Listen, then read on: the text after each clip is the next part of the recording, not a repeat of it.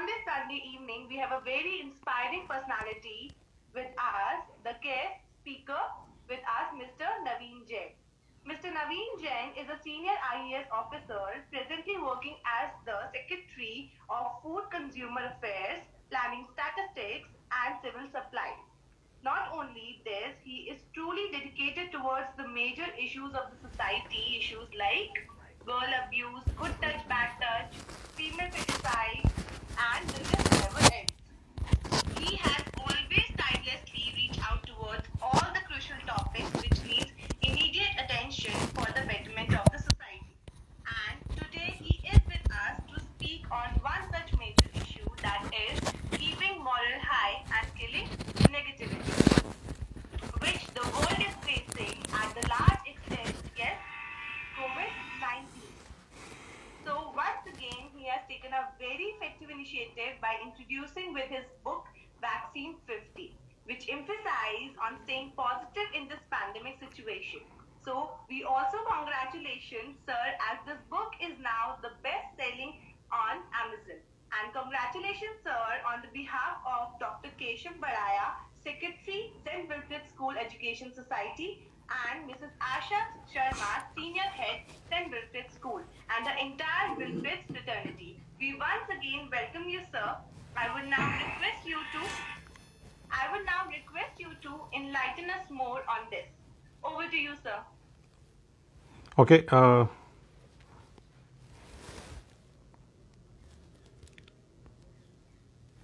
Thank you.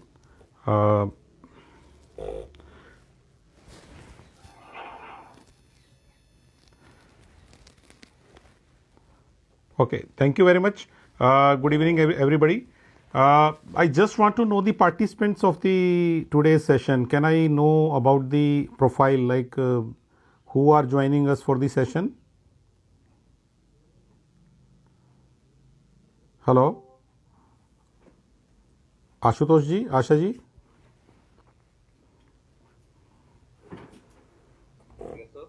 I just wanted to know about the profile of the audience.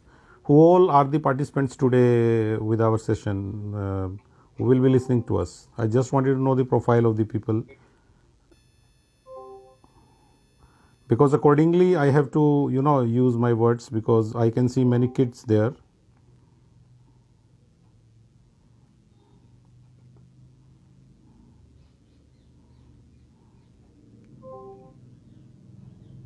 Hello.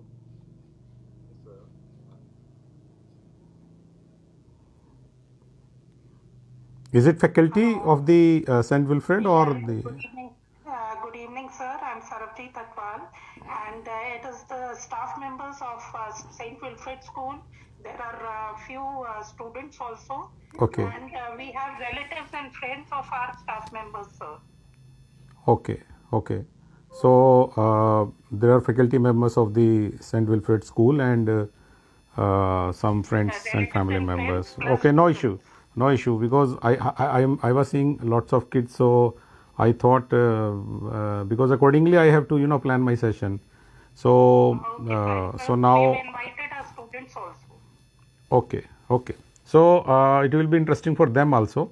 उनके लिए शायद जो examples हैं या जो स्टोरी पार्ट है वो उनके लिए भी काफ़ी इंटरेस्टिंग होगा, लेकिन ज़्यादातर मोटिवेशन या मोरल की जो बात है वो मुझे लगता है कि सम हाउ हमें वो उन लोगों के लिए करनी है जो हम मैच्योर हैं, जो एडल्ट्स हैं, शायद उनके लिए मैं इसको रेलेवेंट मानता हूँ. बाकी बच्चे भी सुनेंगे तो ठीक है, मतलब स्टोरी पार्ट उनके लिए भी इंजॉयबल है. एंड आई होप कि जहाँ जहाँ बच्चे कनेक्टेड हैं वहाँ पे कोई उनकी फैमिली का एडल्ट मेंबर भी शायद हमारी बात को सुन रहा होगा. तो assuming that I will start my session. Thank you very much and thank you Dr. Keshav Badaya and all the faculty members. तो मैं सिंपल लैंग्वेज का यूज़ करूँगा, mainly Hindi with some common English words, I think जो हमारी आजकल की बोलचाल की लैंग्वेज है.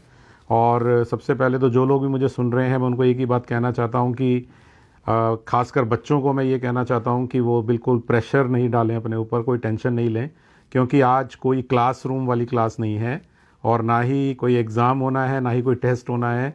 शायद ये आपके लिए बहुत इंटरेस्टिंग रहे. मैं कोशिश करता हूँ कि अब आप मुझे दिख रहे हैं तो I will like to make it very entertaining for you, और आप लोगों को अच्छा लगेगा, मैं कोशिश करता हूँ. बस आप लोगों को थोड़ा ध्यान से सुनना है ना। एक बार अटेंशन अगर आप शुरू से मेरी तरफ रखेंगे तो you will enjoy this session. So let's start it, है ना। किरत कौर सुन रही है मुझे बहुत ध्यान से। I can see Kirat, I can see Shashank, I can see Bobby, I can see many kids there. तो ओके, तो सबसे पहले तो सारे बच्चों को भी पता है, बच्चों को पता है तो बड़ों को तो पता ही है कि इस समय पूरा वर्ल्ड एक बहुत ही एक्स्ट्राऑर्डिनरी सिचुएशन का सामना कर रहा है, और शायद ये वर्ड हम दिन में 100 बार बोलते हैं, और उसका नाम है कोरोना। यानी कि चाहे हमारे घर में अभी तक कोरोना आया नहीं है, लेकिन कोरोना का डर हम सबके घरों में पिछले 8 महीने से आया हुआ है। वर्ल्ड में शुरू हुआ पिछले साल नवंबर 19 में, और हमारे देश में इस साल आ गया। हमारे राजस्थान में 2 मार्च को आया था पहला केस, मुझे याद है, क्योंकि बीइंग गवर्नमेंट सर्वेंट हम लोगों को वो डाटा ध्यान में रखना पड़ता है। तो 2 मार्च 2020 फर्स्ट केस राजस्थान में रजिस्टर्ड हुआ था। इटालियन एक व्यक्ति था जो who came to visit Rajasthan, और वहाँ से जो शुरुआत हुई, मुझे याद है कि मार्च के महीने में हम सब लोग सोचते थे कि ये तो चाइना की बीमारी है, यूरोप में आई है, अमेरिका में आई है, इंडिया में आई है, हमारे स्टेट में नहीं आई है। और आज देखिए आफ्टर 9 मंथ्स सिनेरियो कितना चेंज हो गया है। आपके रिलेटिव्स में से बहुत सारे रिलेटिव्स को भी हो चुका है, आपके आसपास भी हो चुका है। जब मार्च में कोई एक केस आया करता था, हम 5 किलोमीटर का कर्फ्यू लगाते थे। 5 किलोमीटर के एरिया में जब एक आदमी इन्फेक्टेड होता था तो 5 किलोमीटर के एरिया में कर्फ्यू लगाते थे, और 5 किलोमीटर पहले लोगों को बता देते थे कि इस एरिया में एक आदमी है जिसको कोविड-19 का इन्फेक्शन हुआ है। आज ये सिचुएशन है कि हमारे घर में अगर 4 कमरे हैं तो 3 कमरों में कोविड के लोग आइसोलेट हैं और हम चौथे कमरे में रह रहे हैं। तो दिस इज़ द लेवल जो हमें सिखाया है पिछले 9 महीने में कोविड के इन्फेक्शन ने। यहाँ से मैं एक बात और कहना चाहता हूँ। बहुत सारे लोग सुबह शाम टीवी देखते रहते हैं। कई लोगों की इतनी आदत हो गई है कि वो हर समय ये देखते रहते हैं कि अब कोविड का स्कोर क्या चल रहा है। जैसे हमें क्रिकेट का स्कोर देखने का शौक है, जैसे हमें फुटबॉल का या हमें लॉन टेनिस में स्कोर देखने की आदत होती है कि क्या गेम चल रहा है। कई लोगों को आदत है कि वो कोरोना का स्कोर भी देखते रहते हैं। तो मेरी ड्यूटी बनती है कि मैं देखने वाले और नहीं देखने वाले दोनों तरह के लोगों को एक बार स्कोर याद दिला देता हूं कि स्कोर क्या चल रहा है कोरोना का। वैसे मैं खुद ज़्यादा देखता नहीं हूं, लेकिन इतना ध्यान रखता हूं कि फिगर्स कहां तक पहुंच गए हैं। शायद आप लोग वो फिगर सुबह एक बार अखबार में पढ़ते हो, या कई लोगों की आदत होती है कि एक बार अपने आप को अपडेट जरूर करते हैं। तो मैं अपडेट कर देता हूं। 6.68 करोड़ 6.68 करोड़ लोगों को हो चुका है पूरे वर्ल्ड में इस समय, इन्फेक्टेड हो चुके हैं एक बार 6.68 करोड़ लोग। और इंडिया में 96 लाख, हम बहुत जल्दी 1 करोड़ को टच करने वाले हैं। वो 1 करोड़ हम लोग 7 या 8 दिन में टच करेंगे ऐसा लग रहा है। यानी कि हो सकता है कि बिफोर 15 दिसंबर हम लोग जो है 1 करोड़ का डाटा क्रॉस कर लेंगे इन्फेक्शन का। कोई खुश होने की बात नहीं है शायद, लेकिन ये हमें ध्यान में रखना चाहिए कि हमारा देश 1 करोड़ इन्फेक्टेड लोगों का डाटा क्रॉस करेगा।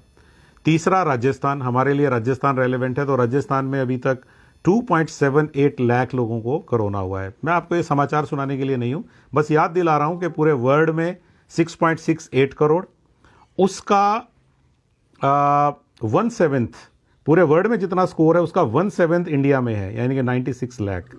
और उसका केवल 2.8% वो राजस्थान में है। यानी कि इंडिया इतना बड़ा कंट्री है, उसमें राजस्थान बहुत बड़ा स्टेट है, और 2.8% ऑफ इंडिया का हमारे है। तो पूरे वर्ल्ड का आप अंदाज़ा लगा लीजिए 1/7 का 2%, तो यानी कि बहुत छोटा सा परसेंटेज हमारे राजस्थान में है। लेकिन इसका मतलब ये नहीं है कि मैं आपको ये कह रहा हूँ कि कोई खास नहीं है। हमारे आसपास लोग इन्फेक्टेड हो रहे हैं। अनफॉर्चुनेटली कुछ घरों में डेथ भी हुई है, और सरकार ने हमें बचाने के लिए बहुत सारी कोशिश की है। अब मैं लेता हूँ एक सवाल जो हर आदमी के दिमाग में आता है जब भी कोरोना की बात होती है। मैं बताता हूँ आपके दिमाग में क्या सवाल चलता है। रात दिन ये सवाल चलता है, और आपका मन करता है कि अगर सरकार में किसी से आपकी बात हो जाए तो आप ये सवाल ज़रूर पूछेंगे। तो मैं आपका वो सवाल जानता हूँ, क्योंकि मैं इतनी साइकोलॉजी पढ़ सकता हूँ। आपके दिमाग में एक सवाल ये आ रहा है कि मार्च में जब कुछ भी नंबर्स नहीं थे, 2-4 केस थे, उस समय सरकार ने लॉकडाउन लगा के हम सबको घर में बिठा दिया 3 महीने के लिए। हम मार्च एंड से लेके और मई एंड तक अपने घरों में बैठे रहे, और जब नंबर बढ़ गए थे, बहुत ज़्यादा हो गए थे नंबर, यानी कि जुलाई में, तब हमारे बिजनेस को खोल दिया था। यानी कि हमें कहा कि जाओ अपने बिजनेस को ज्वाइन करो। और अब जब हम लोगों को लगा कि इलाज तो हो रहा है ना इतने लोगों का, इतनी डेथ कहाँ हो रही है, बहुत ईजी है ये तो सारा, अब फिर से सेकेंड वेव की बात हो रही है। तो हम बार बार कंफ्यूज्ड हो रहे हैं, हमें लगने लगता है कि हमारी लाइफ वापस पटरी पे आ रही है, फिर से अचानक क्या हो रहा है। तो ये क्वेश्चन आपके दिमाग में आता है कि सरकार ने लॉकडाउन क्यों लगाया, फिर खोल क्यों दिया, अब फिर क्यों लगाने जा रही है।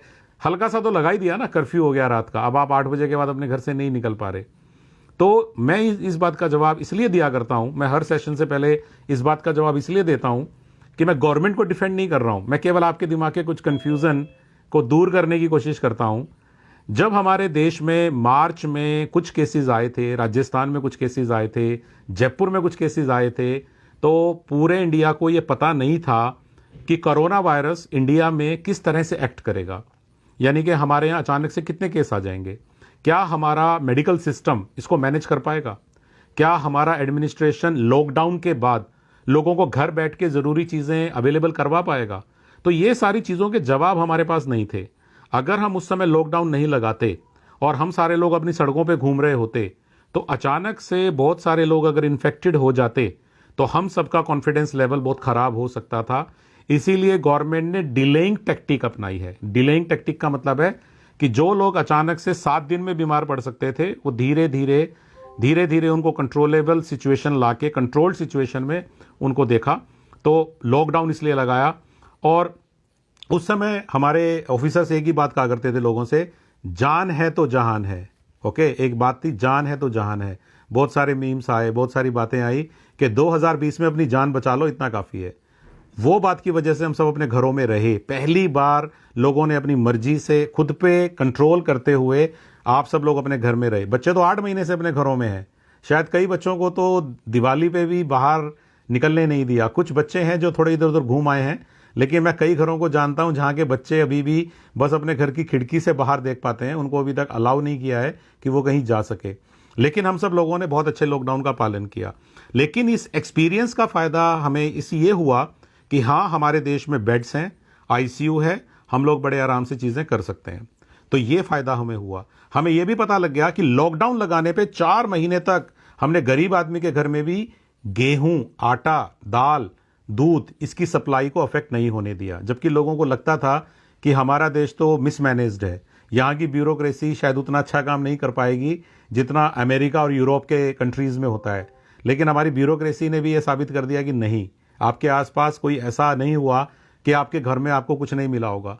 कुछ चीजें कुछ दिनों के लिए आउट ऑफ स्टॉक हो जाती थी, आपको मैगी नहीं मिलती थी कुछ दिनों तक, बट फाइनली वो भी आ गई थी सारी। तो कुल मिला के गवर्नमेंट ये मैनेज करने में कामयाब रही कि लॉकडाउन के समय चीजें कैसे मिलेंगी, डॉक्टर इलाज करने में कामयाब रहे। ये सब हमें फायदा हुआ जब हम अपने घरों में 3 महीने रहे, उसका फायदा उठाया गवर्नमेंट ने। और आप सब लोग जो जब घरों में रहे तो धीरे धीरे लोग बीमार पड़े तो अस्पतालों पे प्रेशर नहीं बना, हमारी टेस्टिंग फैसिलिटी पे प्रेशर नहीं बना। फिर जब हमें 3 महीने बाद लगा कि हमने मेनली लोगों की जान बचा ली है, कंट्रोल में आ रहा है थोड़ा थोड़ा, तो फिर हमने कहा जान भी जहान भी, यानी कि अब हमें लोगों की जान भी बचानी है, लेकिन अब हमारे घर में रिसोर्सेज नहीं है, गवर्नमेंट के पास टैक्स नहीं है, तो हमें कहीं ना कहीं अब बाहर भी निकलना पड़ेगा। तो मजबूरी में जून और जुलाई में हम लोगों ने बाहर निकलना शुरू किया। और वो बाहर निकलने से बहुत फायदा हुआ, बहुत सारा प्रोडक्शन हुआ, बहुत सारी चीजें बन गई, मजदूरों को मजदूरी मिल गई, सारी चीजें एक बार फिर से एडजस्ट हो गई। वरना ये बिजली पानी आपके घरों में जो आ रहा था ये अफेक्टेड हो जाता। तो इसलिए जरूरी था कि कुछ दिन हम घर में रहते, और फिर हमने ये दोनों काम कर लिए। अब फिर सेकंड वेव आ रहा है, कुछ लोग कह रहे हैं कि वायरस ने म्यूटेट किया है, तो कोई चिंता करने की बात नहीं है, थोड़ा सा कंट्रोल में किया है। और ये सिचुएशन, अब वैक्सीन की बात हो रही है, तो मैंने केवल आपको ये बताया है कि कोरोना से ज्यादा हमें वो करने की जरूरत नहीं है। लेकिन मैं तो अपना लेक्चर कोरोना पे दे ही नहीं रहा हूं। मैं डॉक्टर थोड़ी हूं जो मैं कोरोना की वायरस या उसकी वैक्सीन पे बात करूंगा, नहीं, मुझे उसकी बात नहीं करनी है। मुझे बात करनी है हमारे दिमाग में जो वायरस घुस गया है, हम सबके दिमाग में एक वायरस घुस गया है, और वो है नेगेटिविटी का वायरस। पॉजिटिव वायरस तो इंजेक्शन से ठीक हो जाएगा, दवाइयों से ठीक हो जाएगा, आइसोलेशन में रहने से ठीक हो जाएगा, 15 दिन में ठीक हो जाएगा, नहीं तो 1 महीने में ठीक हो जाता है। बहुत सारे लोगों का 2 महीने में हुआ लेकिन ठीक हो गया। जिनकी इम्यूनिटी कमजोर थी उन बेचारों को थोड़ी दिक्कत आ गई।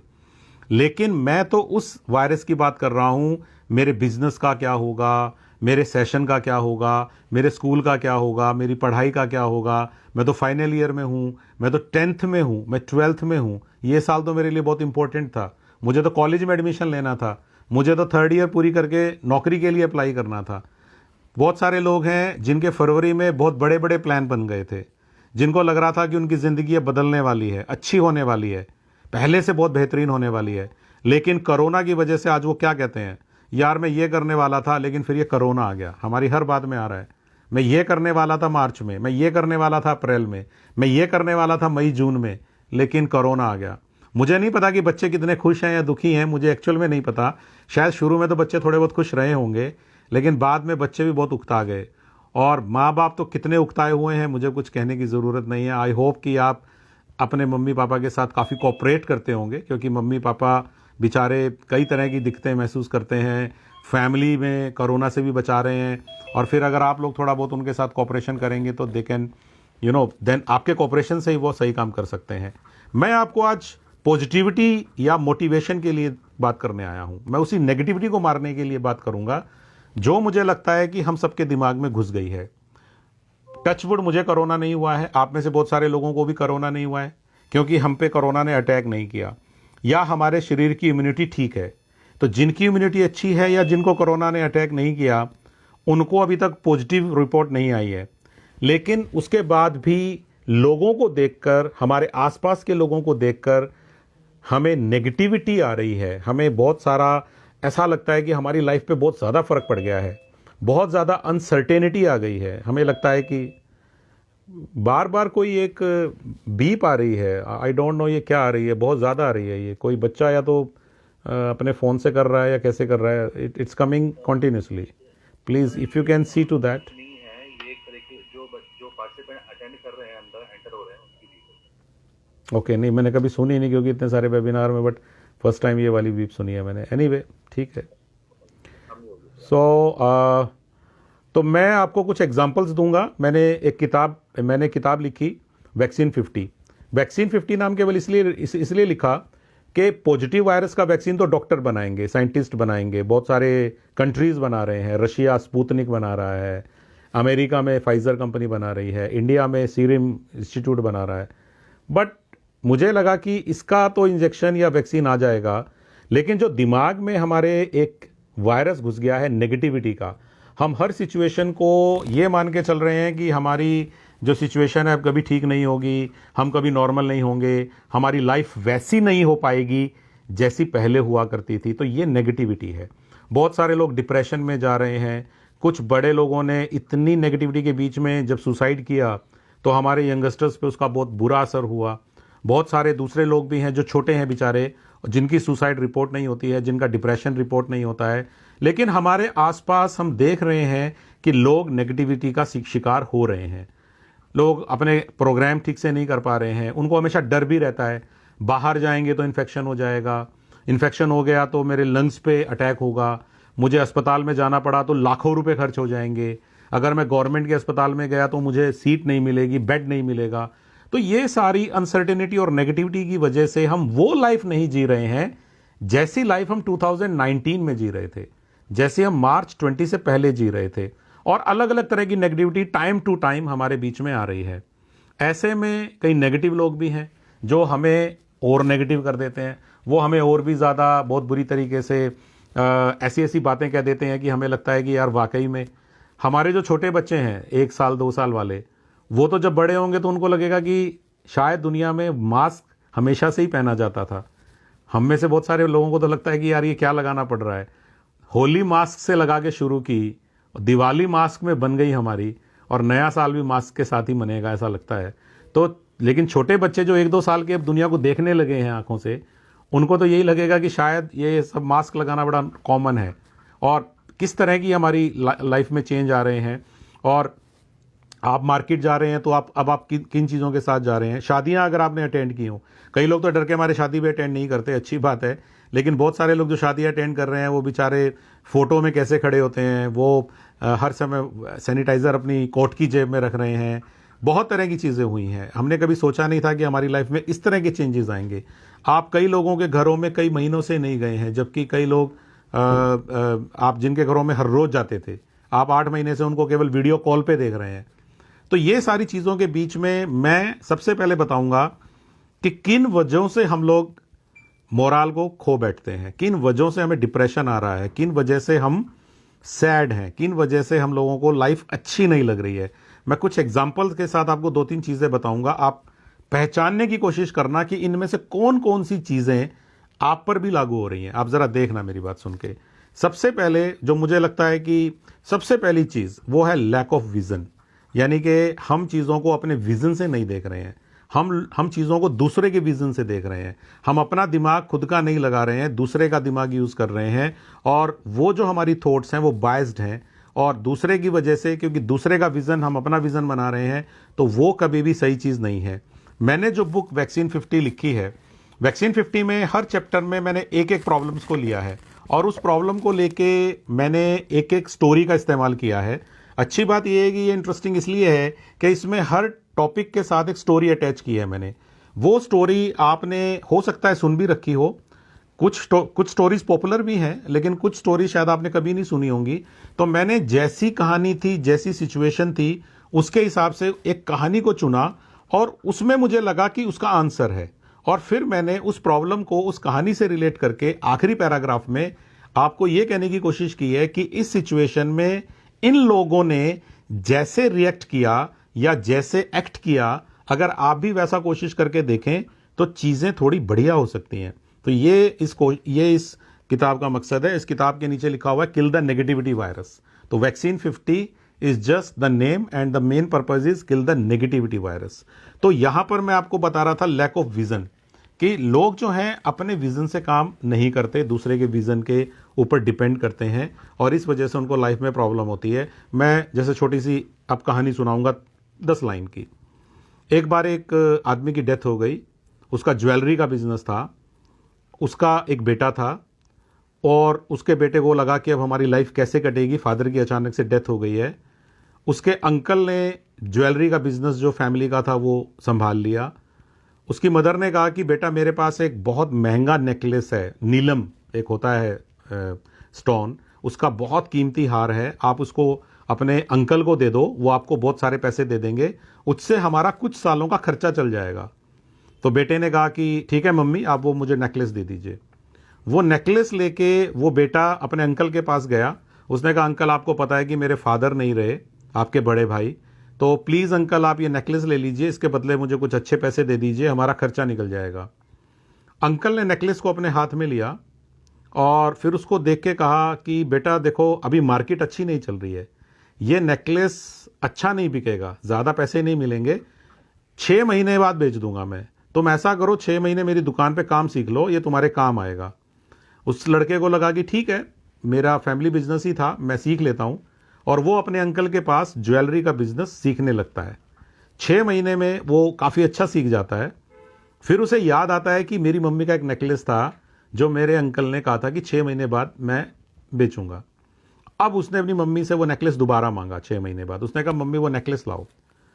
आपको पता है जब उसने अपनी मम्मी से वो नेकलेस लिया तो वो समझ गया कि ये मेरी मम्मी का नेकलेस नकली है, यानी कि ये असली स्टोन्स नहीं है। वो अपने अंकल के पास गया और अपने अंकल से कहता है कि अंकल आपने ये बात उस दिन क्यों नहीं कही, आपको तो उसी दिन पता लग गया होगा कि ये हमारा जो नेकलेस है जिसको हम असली समझ रहे थे ये तो नकली है। तो उसके अंकल ने जो बात कही वो बहुत इंपॉर्टेंट है, ये सुनने वाली बात है हम सबके लिए। उसके अंकल ने कहा कि बेटा मेरे भाई की डेथ हुई थी तुम्हारे पापा की, अगर मैं तुम्हें उस दिन ये कहता कि ये हार नकली है तो तुम्हें लगता कि मैं बदल गया हूँ, मैं तुम्हें लूटना चाहता हूँ, मैं तुम्हारी फैमिली के साथ चीटिंग करना चाहता हूँ। तो मुझे लगा कि पहले तुम्हें खुद तुम्हारा विजन बना देता हूँ, पहले तुम्हें खुद नेकलेस को चेक करना सिखा देता हूँ ताकि तुम अपना विजन खुद डेवलप करो और अपनी रियलिटी खुद क्रिएट करो। तो चैप्टर का नाम भी यही है, create your own vision to make your own reality.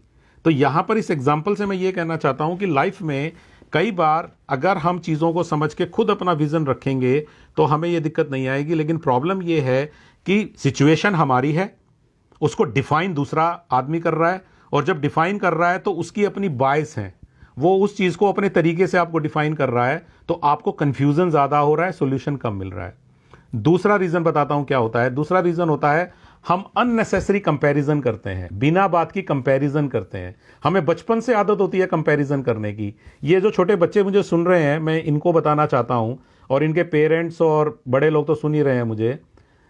छोटे बच्चे भी कंपैरिजन करते हैं। मम्मी उसको ज़्यादा प्यार करती है, मम्मी उसके लिए ज़्यादा सामान लेके आती है।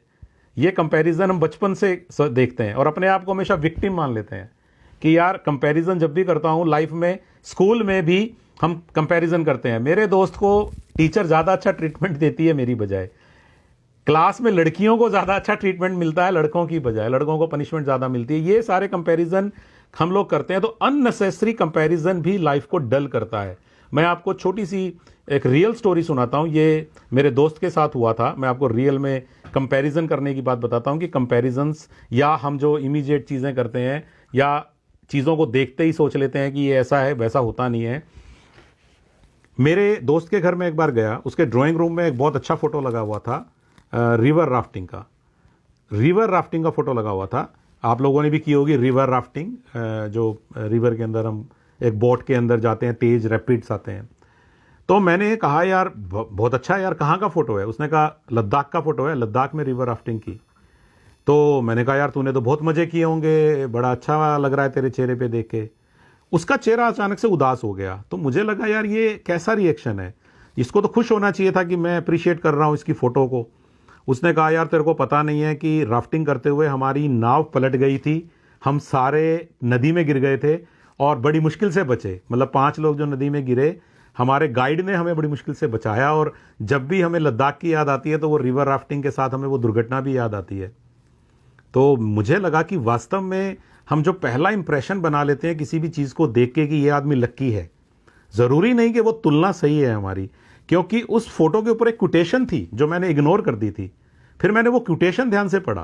कोटेशन आप समझते हैं ना, एक अच्छा कोटेशन, जो एक अच्छा हम बोलते हैं कहावत या एक अच्छी लाइन या अच्छा वाक्य कोई बोलता है, वो कोटेशन आप ध्यान से सुनना। वो क्या कोटेशन था?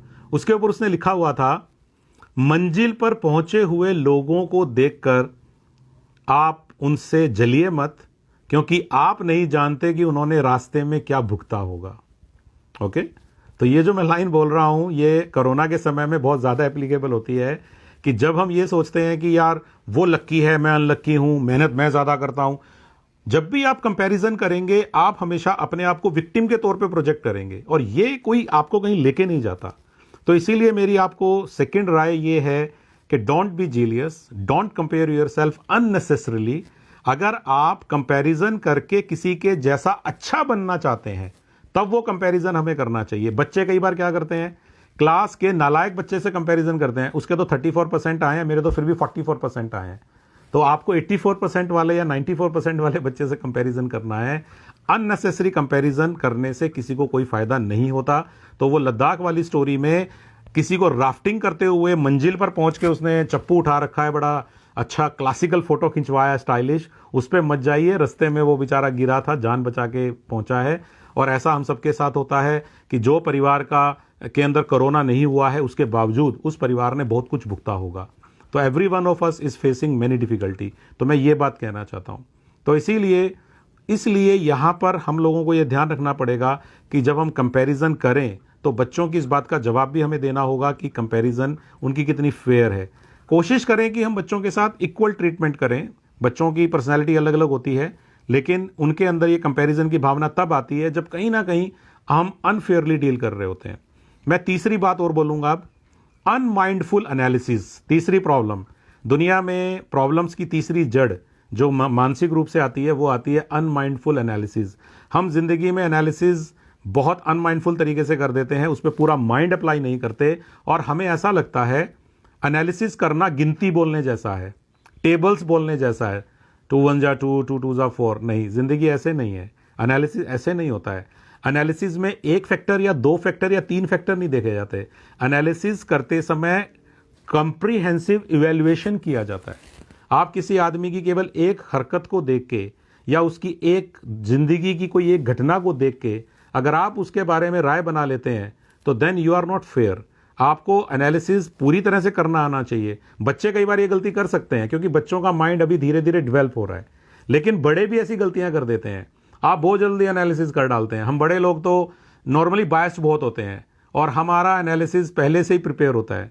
जो इंसान हमें अपने इंस्टीट्यूट में अच्छा नहीं लगता उसका एनालिसिस हम पहले से ही कर डालते हैं, यार ये तो जुगाड़ू है, ये तो जो जी हुजूरी करता है, इसीलिए इसको ज़्यादा अपॉर्चुनिटीज़ मिलती हैं, मैं जो हूँ अपनी धुन का पक्का हूँ, इसीलिए मैं तो ये हूँ। अगेन कहीं ना कहीं विक्टिम बनने की आदत एनालिसिस में भी हम लोग अपने आप को अनमाइंडफुल एनालिसिस से कर लेते हैं। मैंने इसमें एक चैप्टर दिया है अपनी हिंदी की बुक में, और अभी आपको मैं ये भी बता रहा था कि इसी का मैंने इंग्लिश वर्जन भी निकाल दिया है। इसका दोनों ही किताबें बहुत अच्छी चल रही हैं, तो अगर आप हिंदी में पढ़ते हैं तो हिंदी में भी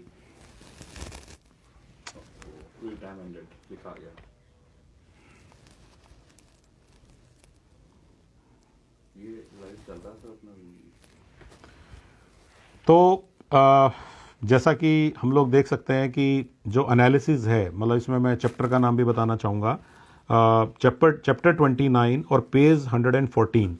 अगर आप देखेंगे तो चैप्टर 29 पेज 114 पे एक स्टोरी के माध्यम से, जो कि वर्ल्ड वार 2 के टाइम की स्टोरी है, प्लेन से रिलेटेड स्टोरी है कि जो प्लेन्स थे उस समय बहुत ज़्यादा शॉर्ट हो रहे थे, बहुत ज़्यादा प्लेन्स गिर रहे थे और उस वजह से लोगों को बहुत नुकसान हो रहा था। तो ऐसी सिचुएशन में कंपैरिजन या अनमाइंडफुल एनालिसिस की बात आई। वो कैसे आई? ये फैसला किया गया जी। 40 मिनट्स का ही सेशन था इस स्कूल में ना, अभी रीवो करवा रही हूँ एक बार दोबारा। कोई बात नहीं मैडम। तो हम जो है उस सेकेंड वर्ल्ड वॉर के टाइम की अगर स्टोरी को देखते हैं तो दैट वाज फैंटास्टिक। उसमें यह तय किया गया कि प्लेन के ऊपर एक बुलेट शील्ड लगा दी जाए ताकि जो बुलेट प्लेन पे आके हिट करती हैं वो प्लेन को नुकसान ना करें। तो बुलेट को कहाँ फिट किया जाए, यानी कि बुलेट शील्ड को कहाँ लगाया जाए, इसके लिए एक्सपर्ट की एक टीम आई और उन्होंने कहा कि हम जितने भी प्लेन्स वापस आके खड़े हुए हैं युद्ध से उनका एनालिसिस करेंगे। ये एक अच्छा आइडिया था। उन्होंने जितने भी वर्ल्ड वार 2 में यूज़ किए हुए प्लेन्स थे उनका एनालिसिस किया और उनका एनालिसिस करके पर फीट बुलेट के निशान उन्होंने ढूंढने शुरू किए। उन्होंने कहा कि सर सबसे ज़्यादा गोलियां टेल पे लगती हैं, जो प्लेन की पूंछ होती है पीछे, उस पर सबसे ज़्यादा गोलियां लगती हैं, तो हम लोग तो जो है शील्ड लगाने का आइडिया आपको टेल पे देंगे। लेकिन एक साइंटिस्ट जो था, एक एक्सपर्ट था, उसने मना कर दिया। उसने कहा नहीं नहीं, हम तो नहीं मानेंगे, हमें तो मुझे नहीं लगता कि हमें वहां लगानी चाहिए, मुझे लगता है कि इंजन पे लगनी चाहिए। तो लोगों ने कहा कि यार क्या बात करते हो, हमने इतने सारे प्लेन देखे, उसकी सारी कैलकुलेशन की है, तो केवल हमने यही देखा है कि सबसे ज़्यादा गोलियां टेल पे लगती हैं। तो आप उस आदमी ने जो जवाब दिया वो ध्यान से सुनना, क्योंकि इससे पता लगता है कि हम लाइफ में एनालिसिस कितना कैजुअली करते हैं। और आप भी शायद एग्री करेंगे उनकी बात से कि यार अगर सबसे ज़्यादा गोलियों के निशान टेल पे लगे हैं तो टेल पे ही शील्ड लगनी चाहिए। वो आदमी इंजन पे क्यों लगवाना चाहता है? क्योंकि उस आदमी ने कहा भाइयों आप उन प्लेन्स को देख रहे हैं जो युद्ध से जिंदा बच के वापिस आए हैं, क्योंकि अगर इंजन पे गोली लगेगी तो वो तो प्लेन वहां गिर गया था, उसको तो वापस आने का मौका ही नहीं मिला, तो वो तो हमारे एनालिसिस में हमने एनालाइज किया ही नहीं है। फॉर एग्जाम्पल, अगर आप आर्मी अस्पताल में चले जाएं और आप आर्मी अस्पताल में जाएंगे तो आपको वहां पे बेचारे सोल्जर्स मिलेंगे जो घायल पड़े हैं और आपको दिखेंगे कि बहुत ज़्यादा सोल्जर्स की टांगों पे गोलियां लगी हुई हैं। तो आप कहेंगे युद्ध में सबसे ज़्यादा फायर सोल्जर्स की टांगों पे किया जाता है और आप ये एनालिसिस करके कहेंगे देखो हमने कितना महान एनालिसिस किया है। लेकिन आप भूल रहे हैं कि गोलियां जिनकी छाती पे लगी वो बेचारे तो अस्पताल तक आए ही नहीं ना, वो तो सीधे मॉर्चरी में चले गए और शहीद हो गए। तो कहने का मतलब क्या है कि चाहे वो प्लेन हो, चाहे वो एक सोल्जर हो, हमें ये देखना चाहिए कि जो लोग वापिस नहीं आ सके उनकी एनालिसिस होना ज़्यादा ज़रूरी है बजाय उनकी जो वापिस आ गए। क्योंकि अगर हमने टेल पे शील्ड लगा दी तो फिर आपकी इंजन पे गोलियां लगती रहेंगी और आप सफल नहीं होंगे। तो जीवन में हम जब कभी भी डिसीजन लें, हमारा एनालिसिस फेयर होना चाहिए, सही होना चाहिए। Only then we can do that. इसमें यह बात मैं आपको कहना चाहता था। तो मुझे पूरी उम्मीद है कि जो 3 बातें मैंने आपको अभी बताई हैं, एक तो अननेसेसरी कंपैरिजन नहीं करना चाहिए, दूसरा हमारा लैक ऑफ विजन नहीं होना चाहिए, दूसरे के विजन से चीज़ों को नहीं देखना चाहिए, और तीसरा हमारा एनालिसिस माइंडफुल होना चाहिए। ये 3 बातें रीज़न है। उसके अलावा 3 रीज़न मैं और बताऊंगा जो कि मुझे लगता है कि हमारी समस्याओं का कारण है, हमारे डिप्रेशन का कारण है, या हमारे मोरल या ऑप्टिमिज्म के कम होने का कारण है। चौथा है डिस्करेजमेंट। हमारे आसपास बहुत सारे लोग ऐसे हैं जो हमें डिस्करेज करते हैं। मैंने इसमें चैप्टर नंबर 3 दिया है। चैप्टर नंबर 3 का नाम ही ये है, discouragement is the best weapon to kill the zeal. अगर किसी आदमी की झील को मारना हो तो कुछ मत करो, उसको डिस्करेज करना शुरू कर दो। मैंने आमिर खान की एक बात भी इसमें लिखी है, तारे ज़मीन की। हेलो जी।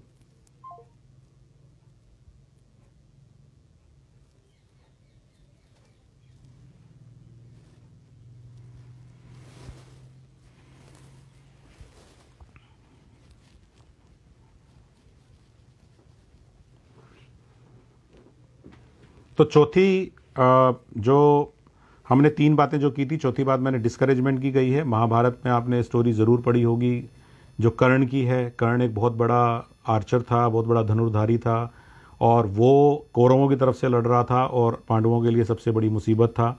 तो मैं आपको उस स्टोरी के माध्यम से बताना चाहूँगा कि कैसे डिस्करेजमेंट जो है वो इंसान को। जी welcome back. I think 27 participants. Okay, so जो 3 रीज़न मैंने बताए थे, नंबर 1 एक तो विज़न जो है हमारा, जो लैक ऑफ विज़न है, दूसरा जो अनमाइंडफुल एनालिसिस है, और थर्ड मैंने आपको रीज़न बताया था अननेसेसरी कंपैरिजन। ये 3 चीज़ों की वजह से हमें दिक्कत आती है। चौथा है डिस्करेजमेंट। डिस्करेजमेंट, महाभारत की एक स्टोरी की बात मैं कर रहा था कि किस तरह से डिस्करेजमेंट के जरिए भी हम लोगों की झील को मारते हैं। अनफॉर्चुनेटली आजकल डिस्करेज दूर के लोग नहीं करते, आजकल डिस्करेज घर के लोग ज़्यादा करते हैं। जो हमारे सामने ये बच्चे बैठे हैं, इन सब के घरों में इनको एक एक एग्जाम्पल पकड़ के रखा हुआ है। तुझे पता है मौसी का बेटा, बुआ का बेटा, मामा का बेटा ये कर रहा है, उसने तो ये कर लिया, उसने तो IIT में एडमिशन हो गया, वो तो BBA कर रहा है, वो तो MBA कर रहा है। And we keep on comparing our children with other children. और ये जो डिस्करेजमेंट हम अपने बच्चों का करते हैं, ये उनके राह का सबसे बड़ा रोड़ा है। कंपैरिजन किसी को आगे बढ़ाने के लिए करा जाए तो ठीक है, लेकिन ये डिस्करेजमेंट नहीं बनना चाहिए। तो जो मैंने स्टोरी इसमें यूज़ की है दैट इज़ फ्रॉम महाभारत। और महाभारत की स्टोरी में कर्ण जो था वो अर्जुन के सामने युद्ध लड़ने वाला था। और आपको पता ही है कि राजा शल्य यानी कि किंग शल्य जो पांडवों की तरफ से लड़ने वाले थे, उनके मामा थे, उनको दुर्योधन ने धोखे से अपनी तरफ मिला के कहा कि हमारी तरफ से युद्ध लड़ना पड़ेगा। देन कृष्ण भगवान ने उनसे एक ही चीज़ मांगी थी, वो ये मांगी थी कि यार आप कर्ण के रथ चलाना, और कर्ण का जब आप रथ चलाएंगे तो कर्ण को डिस्करेज करते रहना, आप कर्ण को टोकते रहना। कर्ण को बार बार डिस्करेज करोगे तो वो गलती कर देगा और अर्जुन को कर्ण को मारने में आसानी रहेगी। एंड राजा शल्य ने ऐसा ही किया। जब एक्चुअल में महाभारत का युद्ध हो रहा था तो ही केप्ट ऑन वो बार बार अर्जुन को डिस्करेज करता रहता था, आपको तीर भी नहीं चलाने आते, ठीक से नहीं चलाने आते। और उसका रिजल्ट ये हुआ कि ही जस्ट मेड मिस्टेक और अर्जुन ने उसको मार दिया। दूसरी तरफ अर्जुन का जो रथ चला रहे थे वो कृष्ण भगवान चला रहे थे, जो उसको लगातार एनकरेज करते थे कि वेरी गुड अर्जुन, कमाल का तीर चलाते हो यार, जरूर जीतेंगे आप लोग। तो आपने जिंदगी में देखा होगा कि क्लास में टीचर भी जिस बच्चे को लगातार एनकरेज करती है कि बेटा कोई बात नहीं, अच्छा करो, तुम और अच्छा कर सकते हो, तो मैंने देखा है कि मीडियोकर और एवरेज दिखने वाले बच्चे लगातार टीचर के एनकरेज करने से एक्स्ट्रा ऑर्डिनरी बन जाते हैं। लेकिन अच्छे बच्चों को बार बार अगर डिस्करेज करा जाए तो अच्छी पोटेंशियल वाले बच्चे भी उतने अच्छे नहीं बन पाते हैं जितने अच्छे वो बन सकते हैं। और यही हमारे ऑफिस में होता है, यही हमारे इंस्टीट्यूट में होता है, और यही हमारी गवर्नमेंट में होता है, और यही ब्यूरोक्रेसी में होता है, यही पॉलिटिक्स में होता है। तो जीवन का कोई भी फील्ड है, एनकरेज करने से लोगों की पोटेंशियल को ज़बरदस्त तरीके से ग्रो किया जा सकता है, और वहीं डिस्करेज करने से लोगों की पोटेंशियल को बर्बाद किया जा सकता है। तो महाभारत में जो अर्जुन और कर्ण की स्टोरी है उसका एग्जाम्पल मैंने आपके सामने रखा है। चौथा जो चीज़ है जो मुझे लगता है कि सबसे ज़्यादा प्रॉब्लम है, मुझे लगता है मैडम और बच्चे शायद अब नहीं आएंगे, आई थिंक 32 लोग ही हुए हैं। तो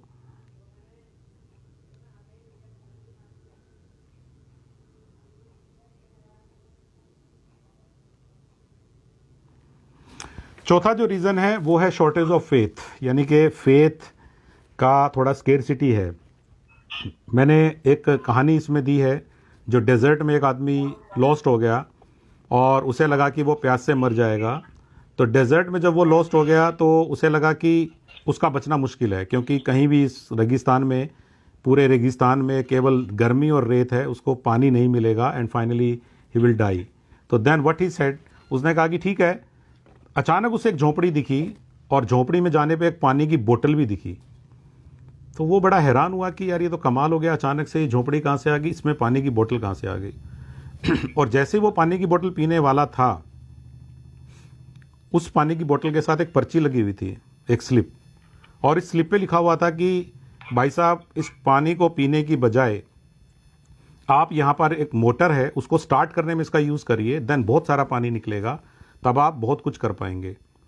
उसने पंप ढूंढा तो उसको एक पंप दिखा जो अंडर वाटर पंप था, लेकिन उसको लगा कि अगर इस पंप में मैंने ये एक बोतल पानी डाल दिया और मोटर स्टार्ट नहीं हुई तो मेरा ये पानी भी चला जाएगा, तो जो एक बोतल पानी मुझे मिल रही थी वो भी नहीं मिलेगी। अब यहाँ पे हमारे पास जीवन में भी ऐसा सवाल आ जाता है कि हमें ज़्यादा के लालच में थोड़ा जो डालना पड़ता है, तो हमें लगता है कि कहीं ना कहीं अगर मैंने ये डाल दिया, जो थोड़ा सा रिसोर्स मेरे पास है, क्या मैं इसको कॉम्प्रोमाइज़ कर दूं? और हम वो फेथ नहीं रख पाते। तो फेथ के ऊपर मैं कहना चाहता हूं कि बहुत कुछ डिपेंड करता है। उस आदमी ने वो फेथ किया, उसने उस पानी को उस मोटर में डाल दिया और थोड़ी देर बाद बहुत सारा पानी निकला। उसने पानी पिया, वापस वो बोतल फिर से भर दी अगले इंसान के लिए जो कभी भटकता हुआ आएगा, लेकिन उसने 4 वर्ड और लिखे उस बोतल के ऊपर, बिलीव मी इट वर्क्स। उसने कहा कि ये 4 वर्ड अगर होते तो मैं इतना सोचता नहीं, लेकिन आगे आने वाला इंसान कभी नहीं सोचा करेगा, बिलीव मी इट वर्क्स। तो कोरोना के टाइम में भी बहुत सारे लोगों को लगता है कि नहीं यार, पता नहीं हमारी ज़िंदगी में आगे क्या होने वाला है, तो फेथ की बहुत सारी वैल्यू है, तो शॉर्टेज ऑफ फेथ की भी चीज़ें रहती हैं। तो मैं केवल यही कहना चाहता हूँ कि shortage of faith also leads to uncertainties. तो ये जो कहानी है, ये बिलीव मी इट वर्क्स काफ़ी जगह लोगों को एनकरेज करने का काम करती है, और बच्चों के अंदर भी वो फेथ जगाना बहुत ज़रूरी है कि हाँ बेटा, आज तुम अगर अपनी ज़िंदगी के ये 3 साल 4 साल 5 साल अच्छे से डालोगे तो फ्यूचर में तुम्हारा बेस इतना स्ट्रॉन्ग हो जाएगा कि तुम साइंस लोगे तो तुम IIT निकाल लोगे, मेडिकल की सीट निकाल लोगे, IAS ऑफिसर बन सकते हो, या सिविल सर्विस में कोई और अच्छी पोस्ट पे जा सकते हो। इट डिपेंड्स ऑन यू कि आप बच्चों के अंदर वो फेथ जनरेट कर सकते हैं क्या।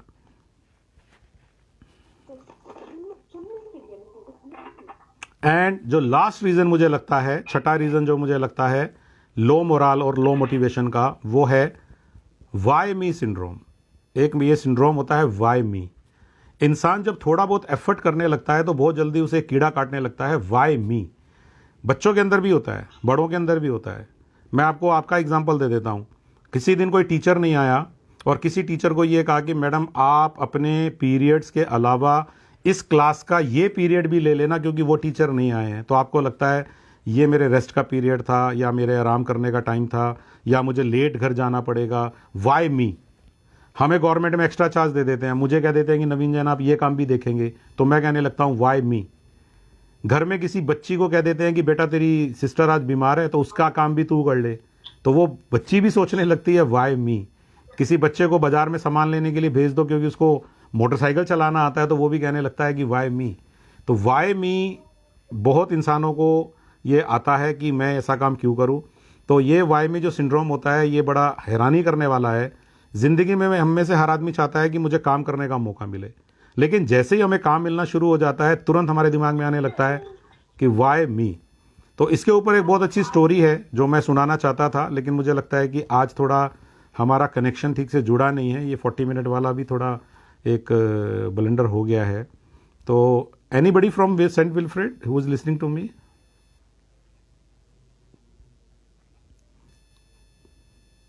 Should we continue? नहीं, मतलब क्योंकि मुझे पता नहीं है कि आर यू देयर और नॉट।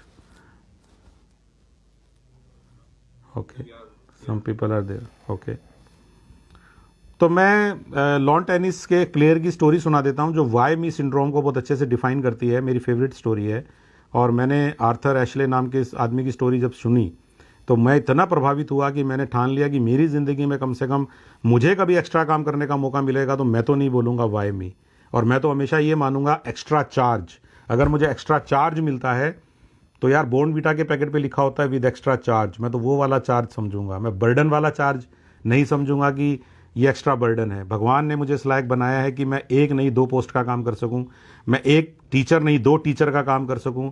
और बच्चों को भी ऐसे ही सोचना चाहिए कि हम ज़्यादा काम कर सकते हैं। अगर हमें भगवान ने ज़्यादा काम करने का मौका दिया है तो हमारी कैपेबिलिटीज़ को बाहर निकालने का ये बहुत बड़ा हमारे पास एक चांस है। तो एक टेनिस के बहुत बड़े खिलाड़ी हुए थे आर्थर एश, उन्होंने बहुत छोटी उम्र में काफ़ी सारे ग्रैंड स्लैम जीत लिए थे, और जब वो ग्रैंड स्लैम जीतने के बाद एक दिन खेल रहे थे टेनिस कोर्ट पे, तो वो अचानक गिर गए। अस्पताल में जाके पता चला कि उनको एड्स है। उनको याद आया कि उन्होंने कुछ दिन पहले ब्लड ट्रांसफ्यूज़न कराया था, तो ब्लड ट्रांसफ्यूज़न के दौरान शायद उनको एड्स हो गया है। उनको बताया गया कि आपकी उम्र ज़्यादा नहीं है, यू विल सून डाई। तो उनके फैंस उनको चिट्ठियाँ लिखते थे। आपको पता है ना, जो फैंस होते हैं वो तो चिट्ठी लिखते ही हैं, वो खिलाड़ियों के फैंस भी होते हैं, हमारे फिल्मी एक्टर्स के हीरो हीरोइंस के भी फ़ैन होते हैं। तो उनको बहुत सारी चिट्ठियाँ आती थी आर्थर एश को, और वो चिट्ठियों में ज़्यादातर एक बात लिखी होती थी कि सर आप इतने महान खिलाड़ी थे, आप बहुत महान काम करने वाले थे, आप दुनिया को कितना कुछ दे सकते थे, किसी आम आदमी को भी तो एड्स हो सकता था, वाई यू, आपको क्यों हुआ? तो ये चिट्ठी पढ़ के आर्थर एश बहुत मुस्कुराते थे, और उनके मन में आता था कि देखो यार, मेरे फैंस मेरे लिए ऐसी बात कर रहे हैं। लेकिन उन्होंने एक दिन डिसाइड किया कि मैं अपने फैंस की इस बात का जवाब लिखूंगा, और वो जवाब ऐतिहासिक बन गया, हिस्टोरिक बन गया वो जवाब। और अगर आप उस जवाब को सुनेंगे तो शायद आपको भी लाइफ में ये इंस्पायर कर सकता है, जैसे मुझे इंस्पायर किया इस जवाब ने। आर्थर एश ने अपने उस फैन के जवाब में लिखा कि भाई साहब, बहुत बहुत धन्यवाद, जो आपको मेरी बीमारी का सुन के बहुत बुरा लग रहा है, लेकिन मैं आपको कुछ पूछना चाहता हूँ। पूरे वर्ल्ड की आबादी जितनी भी है, उसमें कितने लोग टेनिस खेलना शुरू करते हैं? मुश्किल से 50 लाख। 50 लाख लोगों में भी जो बच्चे एक्चुअल में इसको लंबे समय तक खेलते हैं वो 50,000। उनमें से 5,000 बच्चों के माँ बाप कहते हैं कि बेटा तुम खिलाड़ी बनो। उसके बाद 50 खिलाड़ी जो हैं वो हमेशा बड़े बड़े ग्रैंड स्लैम्स में जाते हैं।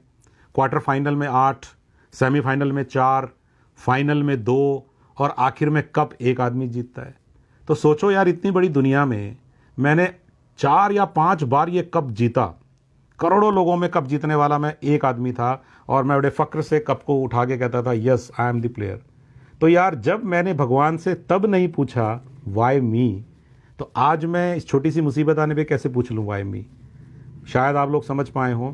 यानी कि जब हम सरकारी नौकरी या कोई भी अच्छी नौकरी ढूंढ रहे होते हैं, उस दिन तो हम भगवान से कहते हैं कि प्लीज़ भगवान हमें नौकरी दे दो, हमें काम दे दो, हमें कुछ करना है, परिवार को पालना है, देश के लिए कंट्रीब्यूट करना है। तब तो हम कहते रहते हैं वाई नॉट मी, मुझे सेलेक्ट करो ना। और जैसे ही काम मिला, सरकारी नौकरी मिली, अच्छी प्राइवेट नौकरी मिली, या कोई अच्छा बिजनेस शुरू हुआ और काम करना पड़ गया। जब आप कर्मचारी होते हैं तो आप 8 घंटे काम करते हैं, और अब जब बॉस बनते हैं तो आप 12 घंटे काम करते हैं। किसी बड़े आदमी ने कहा है, मैंने नहीं कहा, कि 8 घंटे काम करने का रिजल्ट ये मिलता है कि अब 12 घंटे काम करो, और फिर और बड़े बॉस बन गए तो और घंटे काम करो। तो भाई सीधी सी बात यह है कि इंसान के अंदर कैपेबिलिटी होगी तभी तो उसको काम मिलेगा। लेकिन मैं तो सरकार में ये बात अपने कर्मचारियों को बहुत बार कह सकता हूँ, कि कहा करता हूँ कि यार, सरकार को ये पता ही नहीं था कि तुम लोगों को तो जॉब चाहिए थी, तुम्हें काम नहीं चाहिए था, तुम्हें तो सैलरी चाहिए थी, तुम्हें काम नहीं करना था। मैं तो बहुत बार हंसी में अपनी टीम के लोगों को ऐसे मोटिवेट किया करता हूँ कि भैया ऐसा मत करो यार, बहुत सारे लोगों की ज़िंदगी तुम लोगों के काम करने के तरीके पे डिपेंड करती है, तो व्हाई डोंट यू वर्क। तो इसीलिए मैं यहाँ भी आप लोगों को कहना चाहता हूँ कि जैसे ही कोरोना थोड़ा थोड़ा ख़त्म हुआ और सरकार ने हम लोगों को कहा कि भाई ऑफिस में आइए, हमारी तो खैर कभी छुट्टी नहीं हुई, क्योंकि मैं रोडवेज में था तो हम तो बसें पहले दिन से चला रहे थे। लेकिन बहुत सारे लोगों को जब सरकार ने बुलाया तो वो बहानेबाजी करने लग गए। 3 महीने 4 महीने घर में बैठ के सैलरी लेने के बाद 5वें महीने भी लोगों को ऑफिस में जाने में ये हो रहा था वाई मी। मेरी जगह रामलाल को बुला लो, मेरी जगह मोहनलाल को बुला लो, मुझे क्यों बुला रहे हो? उनके दिमाग में ये कभी नहीं आया कि यार वो भी तो इंसान हैं, उनके भी तो घर हैं, वो भी आ रहे हैं, आप भी आइए, मिल बांट के काम करिए, कहीं ना कहीं सब कंट्रीब्यूशन करेंगे तो ही हमारा देश आगे बढ़ेगा। लेकिन हम इतने सेल्फ सेंटर्ड हो जाते हैं कि वाई मी, मैं तो पैसे दे दूंगा यार, लेकिन मैं बांटने नहीं चलूंगा। लेकिन आप बहुत बड़े सामाजिक कार्यकर्ता हैं, लेकिन बस आप तो पैसे का चेक काट देंगे, ऑनलाइन पैसे ट्रांसफ़र कर देंगे, लेकिन रोटी बना के बस्ती में बांटने के लिए कोई और जाएगा, वहाँ वाई मी। लेकिन जब क्रेडिट होगा, जब कोरोना वॉरियर्स के सर्टिफिकेट छपेंगे, तब सबसे पहले आपको लेना है। स्टेज पे जाके सबसे पहले सर्टिफिकेट आपको लेना है। फेसबुक पे आपको उसकी फ़ोटो लगानी है कि मैं इतना बड़ा कोरोना वॉरियर हूँ जो घर के कमरे में छुपा हुआ था, ऑनलाइन पेमेंट शिफ्ट करता था, कभी हिम्मत नहीं हुई कि भैया मास्क लगा के जाके मैं करता। तो इसलिए मैं ये कहना चाह रहा हूँ कि ज़िंदगी में बहुत सारी ऐसी चीज़ें हैं हमारे साथ कि वाई मी सिंड्रोम हमें आ जाता है, हमें फेथ नहीं होता, हम डिस्करेज हो जाते हैं। और अनफॉर्चुनेटली मैं डिस्करेज में तो बार बार एक ही बात कहूँगा कि आजकल के बच्चों की सबसे बड़ी प्रॉब्लम ये है कि आप उन विचारों की खुद की कैपेसिटी कभी नहीं देखते कि उसके अंदर क्या कैपेसिटी है। मैंने मेरे बेटे को ये कहा कि भैया, मेरा बेटा भी सेंट विल्फ्रेड का ही स्टूडेंट था, और मैंने तो उसको हमेशा ये कहा कि यार अगर तू गिटार बजाए ना तो मुझे बड़ी खुशी होगी, तो गिटार बजाना सीख ले, क्योंकि मेरी लाइफ में मैं नहीं सीख पाया। और अगर तू तो अब वो लॉन टेनिस खेलता है तो मैं ये कहता हूँ कि यस, वाई नॉट, कि यार प्लीज़ तू भी यार ये कर सकता है, लॉन टेनिस में आगे बढ़ सकता है। उसने लॉन टेनिस खेला, आज वो अच्छा खेल रहा है। और मैं ये चाहता हूँ कि ज़रूरी नहीं कि ट्रेडिशनली वो एक इंजीनियर बने या कुछ बने, लेकिन वो जो भी करे लाइफ में वो अपनी कैपेबिलिटी के हिसाब से करे। अगर उसके अंदर लॉन टेनिस खेलने का जुनून है तो कहीं ना कहीं वो लॉन टेनिस का खिलाड़ी नहीं बनेगा, तो लॉन टेनिस गेम के साथ जुड़ के वो कोच बन सकता है, या लॉन टेनिस का एम्पायर बन सकता है कभी ना कभी, इंडिया के स्केल पे, इंटरनेशनल स्केल पे। तो ज़रूरी थोड़ी है कि हम बच्चों को उस तरीके से नहीं कर सकते। तो मैं इस तरह से आप लोगों को यही कहना चाहूँगा कि ये कुछ रीज़न्स हैं।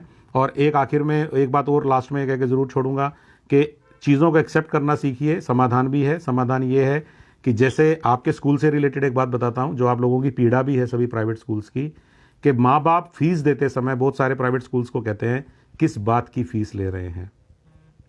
आप लोगों ने क्या किया है? आप लोग तो आराम से घरों में बैठे हैं। आप टीचर को, आपके स्कूल में क्या खर्चा हुआ है? स्कूल बंद था तो खर्चा थोड़ी हुआ है स्कूल का। उन्हीं माँ बाप ने सरकार में जब वो नौकरी कर रहे हैं तो सैलरी ली है सरकार से, इवन प्राइवेट सेक्टर से भी सैलरी ली है, लेकिन जब स्कूल को फीस देने की बात आ रही है तो बहुत सारे लोग अलग अलग बातें कह रहे हैं। तो मैं यहाँ पर उन लोगों को भी ये कहना चाहता हूँ कि फेयरनेस होनी चाहिए। लोग अलग अलग तरह का ट्रीटमेंट कर रहे हैं। जब किसी को पैसे देने की बात आती है तब वो ऐसे बोलते हैं, यार तुम्हें दिख नहीं रहा कोरोना है, मुझसे पैसे मांग रहे हो। और जब उनको किसी से लेना होता है, यार मेरे पैसे तो दो यार, पहले ही कोरोना की वजह से दिक्कतें आ रही हैं। यानी how a person can get A dual personality. आप दो दोगले कैसे हो सकते हो? तो मैंने बहुत सारे लोगों को ऐसे दोगले होते हुए देखा है। और बहुत सारे माँ बाप को मैं ये कहता हूँ, यार आपको शर्म आनी चाहिए। 70%, 50% जो भी फीस स्कूल की बनती है आप लोगों को देनी चाहिए, क्योंकि स्कूल का एक मिनिमम पानी का बिल आता है, बिजली का बिल आता है, इंटरनेट टेलीफोन का एक पर्टिकुलर बिल आता है, उनके यहाँ स्टाफ है, गार्ड है, मैदान को कीपिंग करने वाले मैदान कीपर मतलब ग्राउंड कीपर्स हैं। क्या उन लोगों की घर नहीं है? क्या वो उनको तनख्वाह देने से मना कर सकते हैं? तो कुछ स्कूलों का एग्जाम्पल वो देने लगते हैं। तो कहीं ना कहीं ये फेयरनेस हमारे अंदर होनी चाहिए कि अगर हमें सोसाइटी के अंदर आगे बढ़ना है तो सारे लोगों को एक फेयरनेस की चीज़ें आनी चाहिए। मैं इसका एग्जाम्पल भी देने वाला था, लेकिन मुझे अभी कहा गया है कि मैं लोगों को अनम्यूट करके उनके क्वेश्चंस पहले ले लूँ। ठीक है, मुझे कोई एतराज़ नहीं है। I can just wind up it here, because मेरा जो दूसरा ऑडियंस है उसको तो मैं फिर कभी एक लेक्चर और दे दूंगा। तो आशुतोष जी बताइए क्या करना है। जी सर माई सेल्फ लवीना। या लवीना सर आपने जो वाई सिंड्रोम वाला बताया, वाई सिंड्रोम, उससे मैं बहुत इफेक्टेड रहती हूँ। मेरे अंदर वाई नॉट मी वाला सिंड्रोम है कि मैं क्यों नहीं। Good, very good. I am